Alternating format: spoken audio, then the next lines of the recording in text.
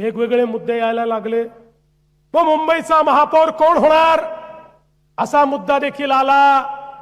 मी परवा स्पष्ट सांगितलं, आता आमच्या एकनाथराव शिंदेजींनी देखील स्पष्ट सांगितलं, मुंबईचा महापौर महायुतीचाच होणार, मुंबईचा महापौर हिंदूच होणार आणि मुंबईचा महापौर मराठीच होणार।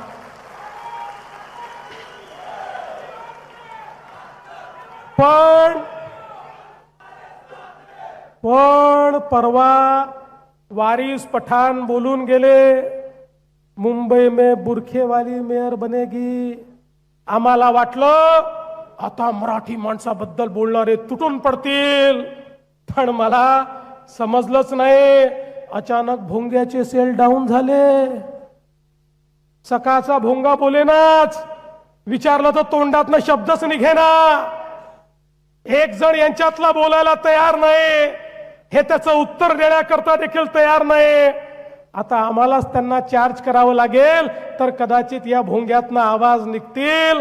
आणि म्हणून त्यांच्या छातीवर उभं राहून सांगतो, या ठिकाणी महापौर हिंदूच बनेल, या ठिकाणी महापौर मराठीच बनेल।